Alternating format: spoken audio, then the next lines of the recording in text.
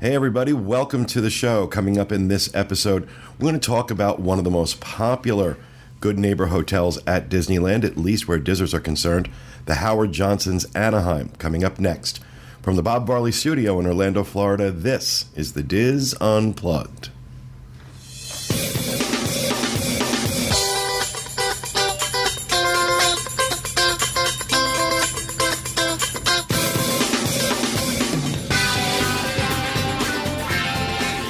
This is a special edition of the Diz Unplugged, celebrating the 60th anniversary of Disneyland. The Diz Unplugged is brought to you by Dreams Unlimited Travel, experts at helping you plan the perfect Disneyland vacation. Visit them on the web at www.dreamsunlimitedtravel.com. Hello, everyone, and welcome to the show, coming to you from the Bob Varley Studio in Orlando, Florida. I'm your host, Pete Werner, joined at the table this week, or today, by my good friends Tom Bell. Hey, folks. Michael Bowling. Hey there, hi there, ho there. And Will Perry. Hi, everyone. Back in the production nook, our producer, Dustin West, on the controls. Thanks. And, of course, Tom and Michael, both from the Disneyland edition of the Diz Unplugged. So, always nice to have them here. I think, actually, Michael, this is your first time in the studio, isn't it? It is, yes. And I'm at the Diz Vatican. the Diz Vatican. That's one way to, I guess that makes me the Pope. Yes. The Pope is gay, apparently. Or at least this. I'm just kidding. Love the Pope. No disrespect. Don't send me emails. I'm joking. So, anyway, we are talking about Hojo Anaheim, Howard Johnson's in Anaheim. And as I mentioned in the intro, this is, without a doubt, one of, if not the most popular. Yeah, there are a couple on the boards that get a lot of a lot of talk about them, and this is one of the ones. And Hojo Anaheim is, I was surprised. We really came to my attention a few years back that Hojo was so popular, and it's got a very, very loyal following, and that matters a lot. Mm-hmm. That matters a lot to me in terms of, Dizzers are a very discerning group of people, and they have no trouble on the boards in particular. They don't like something, making it very clear. So when a resort, especially an off-site resort, right, gets that kind of following, you got to pay attention. And this has a huge following. And once I went, because this was my first time going there, I tried a couple times and schedules didn't work out, but this is my first time being there, and I'm like, okay, I get it.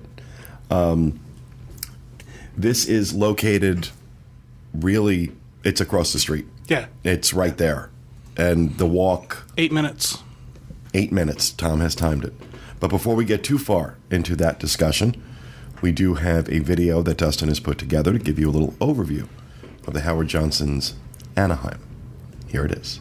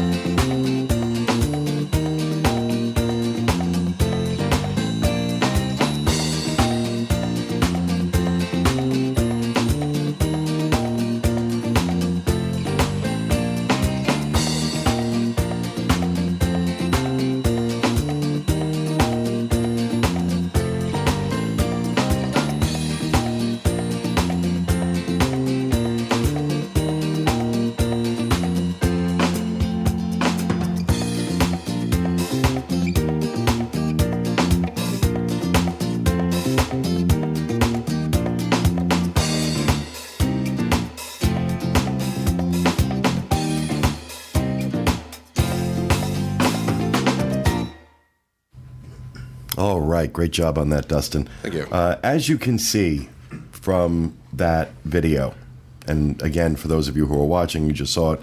For those of you listening, youtube.com/WDWinfo, all the videos that we're producing as a result of this trip, which I think we've maybe 7,000 videos produced here. We've produced a lot of content for this. As you can see from that video, this is a very family-friendly resort.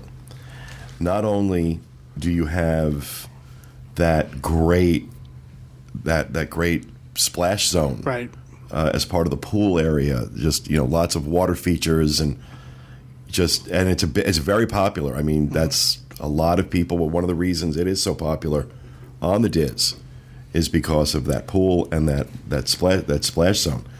But also, you saw that they have rooms that have bunk beds, and there was that one shot where of the standard room where you could clearly see the Matterhorn out the window.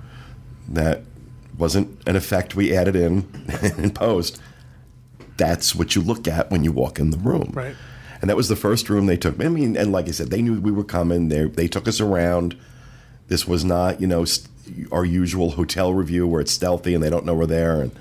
And that's why we're saying these are overviews, not reviews, because I did not stay at the resort, and we were there for a few hours to shoot. And we can't go around and shoot like that without them knowing it. And but Tom did stay there. Tom has stayed at all of these.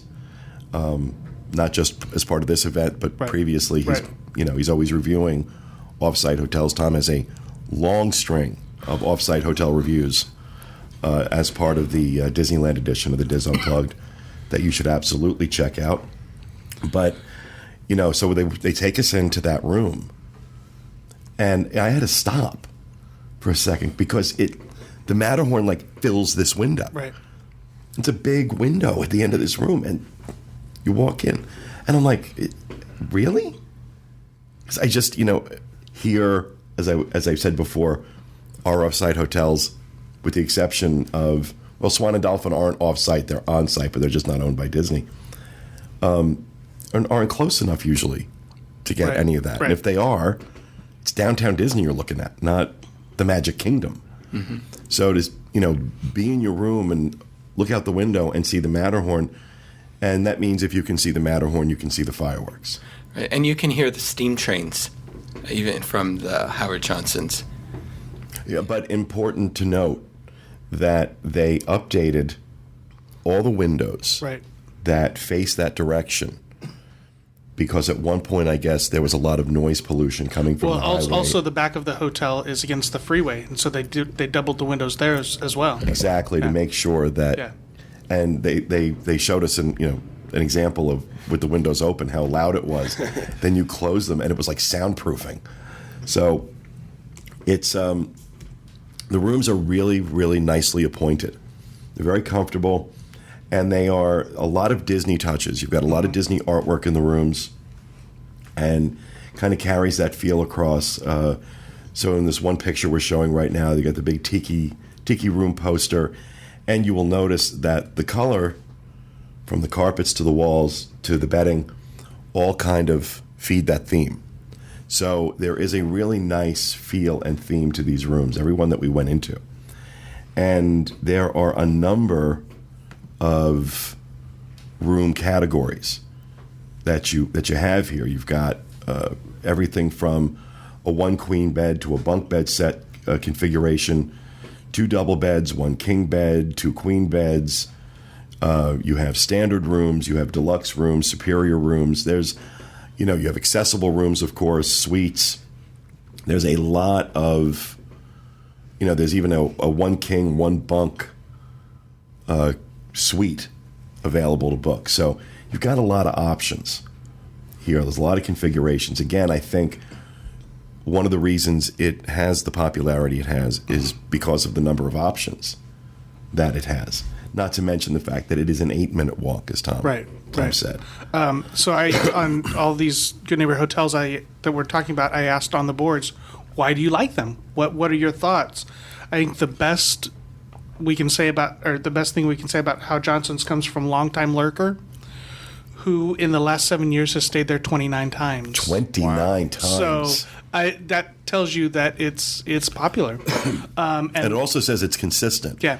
If if somebody stays there 29 times, obviously you must be having a fairly consistent experience. Besides the location, something that was mentioned a lot was the staff. So if you've got, they were particularly nice. Yeah. So if you've got a staff that cares, that's going to go a long way toward repeat business, especially. And did you find that to be your experience when you stayed there? Yeah, definitely. Yeah. What else about staying there did you notice? No, it's just really close. There's not a place to eat on property, but right across the street is Mimi's Cafe, Which is where we went. And that was so good. Yeah. And then if you just want something quick, there's a McDonald's right next door. Plus, you're in that general area, yeah, so there's so much right there. I don't want to. I started to talk about how what was in the rooms. I want to make sure I don't get too far off that right now, just in terms of how the rooms are appointed. There's a microwave in every room. There is a Keurig, I believe, in the rooms. Yep. And they're also, this is something as a techie I really appreciate. They have these outlets that are both plug and USB. Yeah. And multiple USB, I believe. And they're not hidden. No, they're they're right out there for you to find. And that is something that you see, I think, a lot of hotels now, as they update their rooms, are adding this because it is so important, especially if you've got a family of 4. Chances are you have at least 4 devices that are charged through USB. Yeah. And I know for me, I'm a family of 1, and I have 19 devices that are charged through USB. And so when I travel, I usually travel with a separate USB charger because, if the hotel room doesn't have, especially if I'm in Europe, and I don't think in any of the hotels we were in Europe. Yeah, you can't count on them having that, or any hotel for that matter. Yeah, we're still at a time where you need to bring your own charger, but that's a nice bonus. Exactly. So the rooms are very well appointed. I believe they do have a mini fridge. Yeah. As well. Microwave, I mentioned. flat screen TV, Flat screen mounted. That's and what I liked about their flat screen TVs is that in most cases they were mounted to the wall. Yeah. And Saves space. that saves space and opens up the room. But in doing that, they seem to have a lot of closet space and a lot of drawer space. Right, a lot of counter space. And counter space. And a nice little table and chairs. And these are in the standard rooms. These are not in suites or deluxe rooms. We're looking at a picture right now of the queen room with bunk bed. And very, very spacious for the size and the price. Again, we were talking about the Walt Disney Travel Company packages that you can book for these, and looking at 6 days, 5 nights in October. You're talking less than $2,100 for a family of 4. That includes park hopper tickets. That includes the ESPN Zone burger thing, the Magical Savings Card, which gives you 10 to 20% off food and merchandise at select locations throughout the resort. And again, the Good Neighbor designation is very, very important because especially in Disneyland, they are very specific and strict about the standards they have. So if it's got that Good Neighbor designation, because it's basically Disney sending business to these hotels. So you're calling Disney or you're going through a travel agent that specializes in Disney. These packages are being booked as Walt Disney Travel Company packages. Disney's name is on it. So they have very high standards, and I think because of the reliance that Disneyland has on the Good Neighbor hotels, they are very particular about how these hotels operate. So that Good Neighbor designation really does matter. Well, and with a view like that, that's a steal. $2,100 for a room with a view. Well, I don't know that would Well, be. This roughly. I'm quoting a standard room here. Obviously, this is an example price, and I chose a set of dates that I knew would be higher than higher than value season, so to speak, and lower than peak. October tends to be busy because of Halloween in Disneyland. So that's why I chose those dates, that week in October. And I mean, for family of 4, and I priced it child of 8 and 11. So we got, one child that was under 9. So you get that price, that lower price, and one that was over. And so you get that adult price. So, but I think a family of 4 in most of these rooms very comfortable. Yeah. One thing I wanted to mention, can you pull up the shot of looking out the window of the Matterhorn? Some of the rooms have like the skylight window that can't be closed. So if children need to sleep during the day, I think that might cause an issue. Yeah, those are the ones that are up on the top floor. They've been recently renovated to this theme, and you're right. The curtains close on the main window, but that skylight there. I brought that up with them, and they said that if they know a family with young children is booking, they will bring that up with them. So it's not a surprise. Yeah. But another feature for families is the pool area and that whole splash zone, pirate-themed area, which is wonderful. It was amazing. Yeah. It was absolutely amazing. I was really impressed by that. And they opened that within the last 5 years or so. Yeah. They renovated it. It's a significant investment. Yeah, I mean, no other hotel in that close proximity has anything like that. And I think, again, part of the reason that they are so popular. And again, you don't necessarily have to take our word for it. Just go on the Disneyland discussion board on disboards.com. And this place has a great following. Yeah. Mm-hmm. I think beyond some of the things that we're talking about here with, making it family friendly with the splash zone and the room types with the bunk beds, it's also, of the ones that we saw, of the off-property good neighbor hotels that we saw, it was the most Disney-esque in terms of having the artwork in the room. Yes, there were those touches, yeah. And I think that might be why the folks that are on the Diz boards are talking about it so much and like it so much, is that it seems like, and all of these have been really nice hotels, but it seems like Howard Johnson seems to embrace the fact that they are a Disneyland good neighbor hotel, and it really shows with those details. Well, I think, I got the feeling talking to them and just kind of being there that they're like excited and passionate about being involved with Disneyland. If you watch their Facebook page, they're posting updates about what's happening in the parks, and they also run a live webcam. Yeah, they have a live webcam. Matterhorn. It's called Mattercam. Pointed at the parks. And, I mean, they really are. I mean, they're fans. Yes, they're fans, and so that kind of that feeling kind of permeated being there, which as a fan myself, I kind of respond to that. And it really is. It's a wonderful property, and I'm going to be honest with you. I hear Howard Johnson's like, oh hell no, no. I would stay there. I don't know that it would be my first choice, but if it was available and the circumstances were such, I would absolutely not hesitate to stay there. And, anybody who's watched the show for any length of time knows I'm a kind of a snob when it comes to hotels. And, I like my deluxes. I like, big and nice and elegant. And this is not, I wouldn't describe this hotel as elegant. I would describe it as family friendly. It had, the lobby area was kind of cool. It was kind of like an Apple store meets Tomorrowland. Really neat design. That is a perfect description, right? It's like Apple Store meets me, and but it just really. But I appreciate the effort put in to all the common areas and the rooms in terms of those details to kind of create an environment, as opposed to saying, okay, here's our front desk. Because you walk into hotels, believe me, where you don't feel that. You don't feel that investment in how it looks and how it comes across. And it just feels like a lot of love, care, and time and effort goes into thinking about this stuff. And so, for that, they get big points from me. If I remember correctly, there was also, you're talking about taking care of that image, but it seems like they're taking care of their history as well.